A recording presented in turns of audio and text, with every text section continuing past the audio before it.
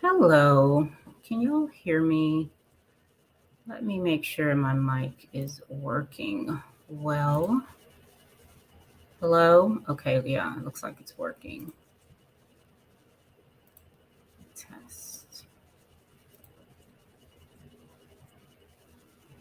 All right, looks like it's okay. Okay, well, I have put this live off for like a month, I think it was. I scheduled it and then I was like, let me reschedule it for a different time. So, something's coming. Okay. Now, I used to hear this a lot. I mean, a lot when I was, um, when I was in church. I mean, it was always, God is about to do something, something is about to happen. Get ready for this thing and that thing and those other things because it's going to happen. And it was okay. It was something to look forward to, I guess, but I got tired of that. You just get sick of that. And I can't even imagine people who are in their, I got sick of it in my 30s. Okay. Because I heard it every year, especially at the end of the year, like we're getting to right now. God's got something in store for you. Get ready, get ready, get ready. That's TD Jakes' famous line. And it was like, okay.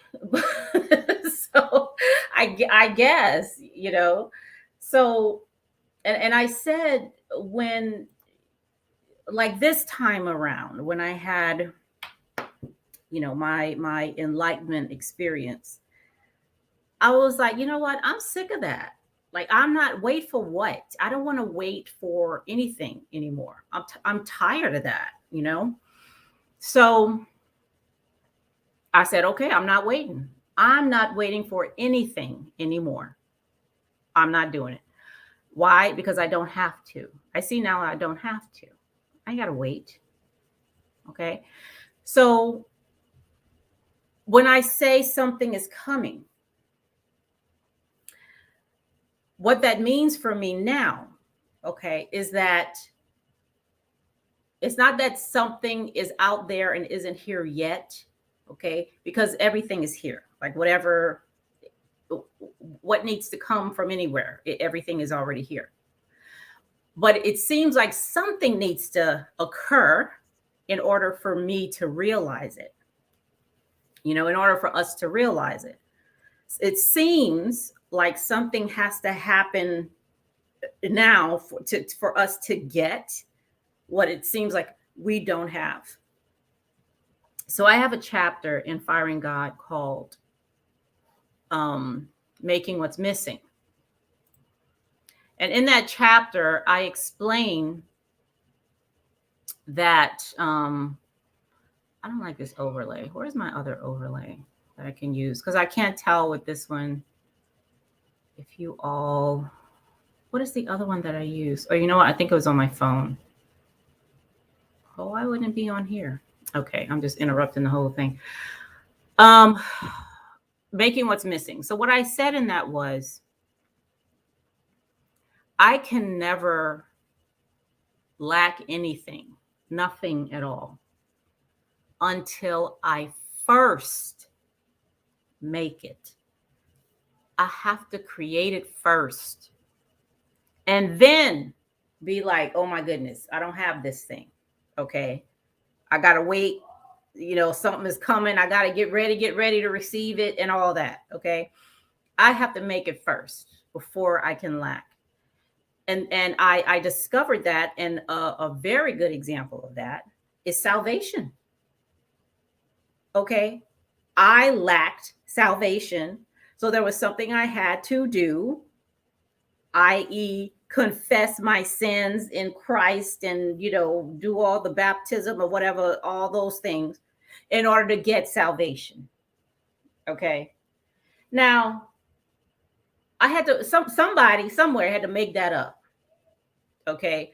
To then tell me, Cheryl, What you're missing right now is salvation, girl. You're not saved. You got to get that. All right.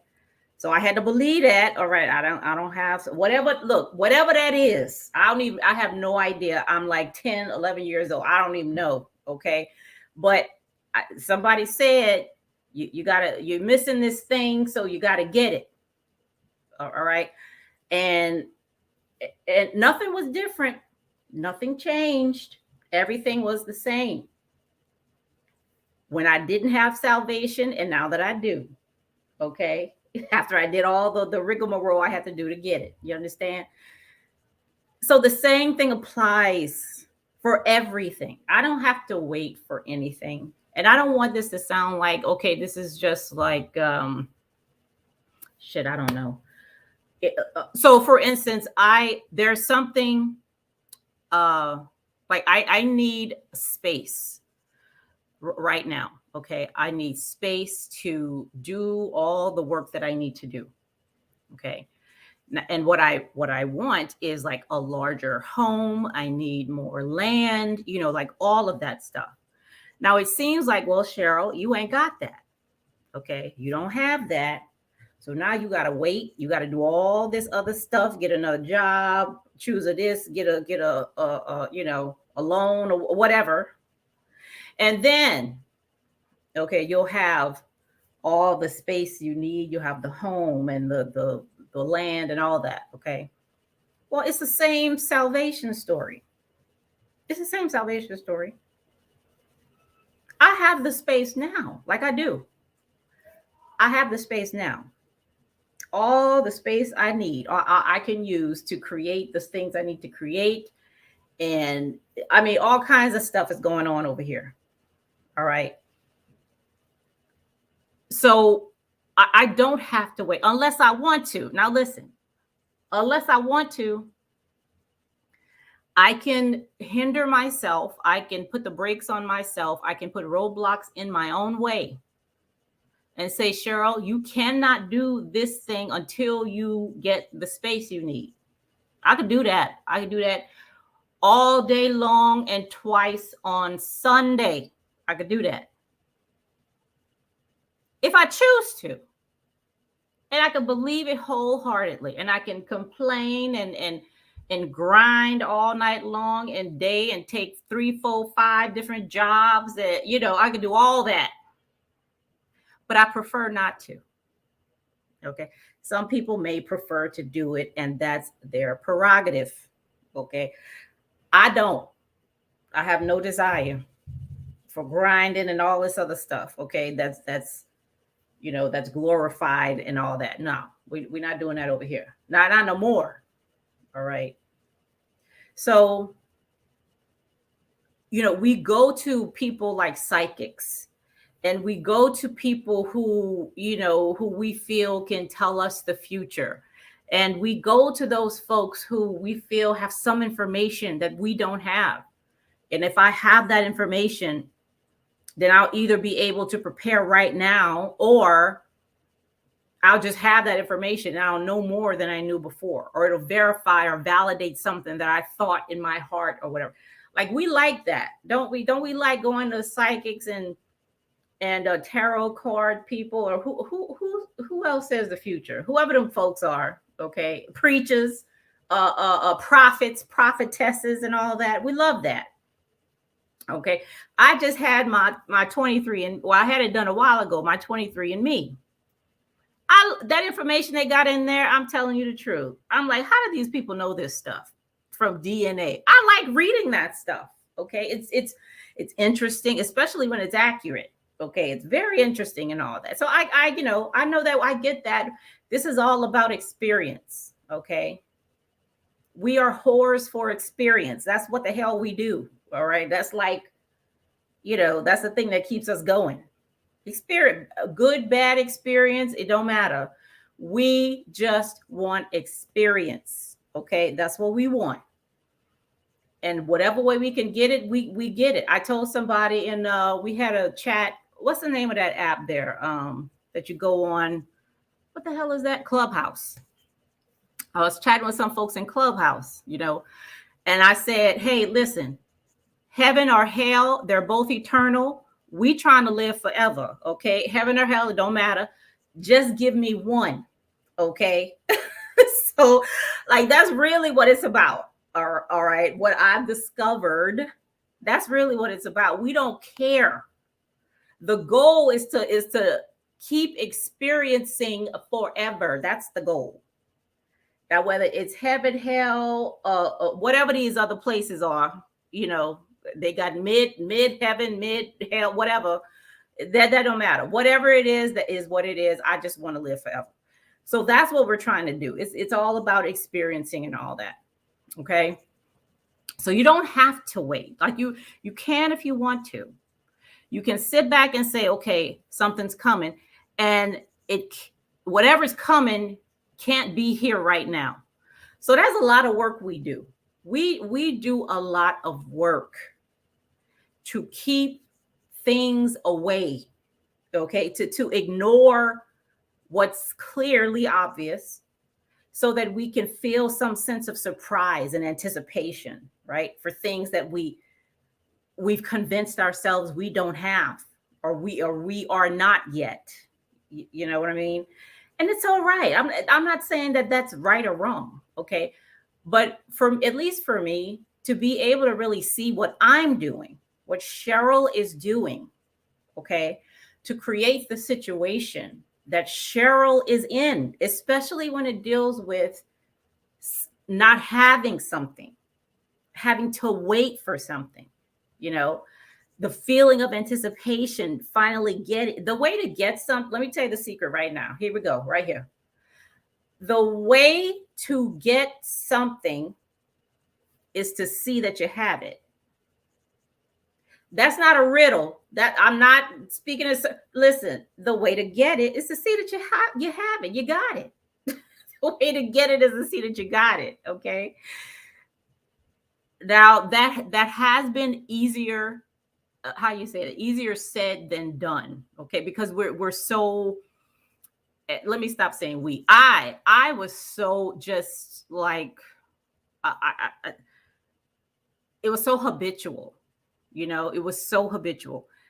And it's very hard to break a habit, especially when you don't realize it's a habit. You don't realize what would you think? Here you go. What would you think if I said, you know what? Walking and keeping your feet on the ground is a habit. That's not gravity. That's a habit that you've picked up from other people. It's a habit. Y'all would listen to this, click off, look at me like I'm crazy. A habit? What are you talking about? You would never think that something like that's not a habit. That's like a law of physics, right? Isn't that what it is? Gravity? That's a law of physics. We feel like the things we do, okay, that are actually habits, that it's some kind of code that's been written in the in your body that there's nothing you can do about it. Okay. We see so we don't even know that there's stuff going on with us that we can actually change our minds about, because we don't see it as something it's like a running program that's going to keep running until the programmer, does something about it. Okay. That's what I'm talking about. We do not realize all of the things we do that are just habits. That's it. And it's not, you can change a habit, can't you? Yes, you can. Many of us have, and many of us, especially with the new year coming up, listen, you know how many people going to go make resolutions to change certain habits? Nobody's going to say, though, I'm going to stop this habit of keeping my feet on the ground when I walk. I'm going to stop that. No, ain't nobody going to say that stuff. Why? Because they don't see it as one. They don't see it as one. Okay. So what I've done and what I do, listen, people that work with me, and I mean like in my regular job, I'm not even talking about non-dual stuff here, okay? Because on my cyber channel, every video you listen to, you're going to hear some non-dual stuff. I promise, okay? Because this stuff, there's no way, there is no line of demarcation between, this perspective and other things that I do. They're just, I wouldn't even know how to make a line of demarcation. I wouldn't even know how to do that. But what I've done, I ask the most ridiculous questions. I'm telling you, people get sick of me. You understand? Because it's like, why? Like this, the book here, look, can you read page, can you see right here that when I drop the apple, it falls? Why are you asking that? I'm telling you, I question everything, every single thing, not because I feel it's wrong, but because I know it's not right. Okay. I ain't say it's wrong, but what I know is that's not the whole picture. That's what I know. And that leaves room for questions, of which I have many. Okay. So, yeah, something's coming. Something is coming. Okay. For you, what is it? What are you waiting on? What you waiting for?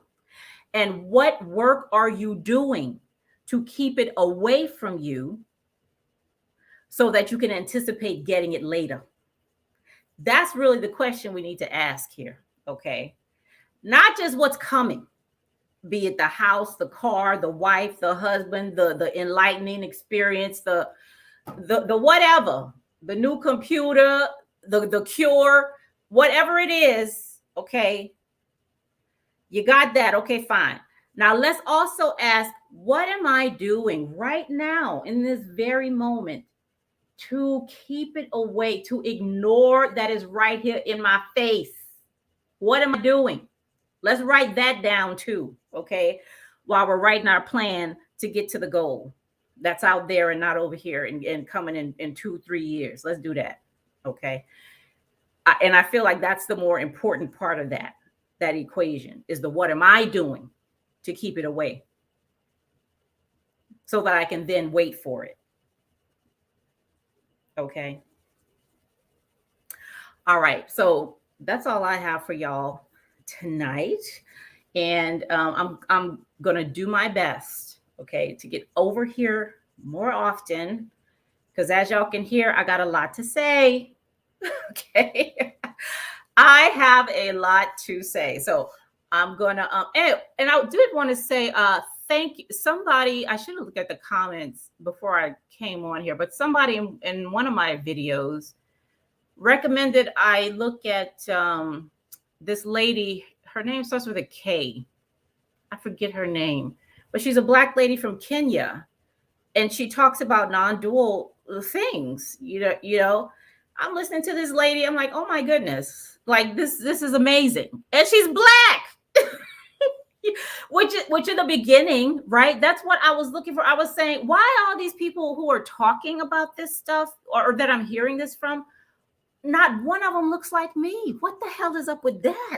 That don't even make no sense, So, the individual in my comments recommended that I look at, look her up, and he or she put a link, and I'm so glad they did. And I'm also glad, this may sound strange, but I'm also glad that I did not see her in the beginning, like when I first had my enlightening experience, because I would have latched on to her like a leech. I'm telling you, I was so desperate to know what the hell is going on here. And I couldn't get it. I was trying to get something and I could not get it. It was frustrating. I was crying. It was terrible. Okay. And I'm glad I was not able to find somebody because I had to work through that stuff on my own. I really couldn't. There was nobody that I could rely on. So I'm grateful for that. But I'm happy that I found her, or that this person, provided that information. She's it's just, I love it. It's absolutely amazing. So I did put, I'm gonna have to share that somewhere on here for those of you who don't know who I'm talking about, so you can see who that is. But I'm gonna have to go back in my comments and see who said that. But I'm gonna do that, okay? I did put her on my Patreon, but if you're not on there, you're not gonna be able to see it. So I'm gonna find it and put it somewhere, maybe on my community tab or something for this channel. But okay, so that's all I have for tonight, and I'll be back here. I'll be back here very soon. Okay. Thanks, you all. I'll see you all later. Bye bye.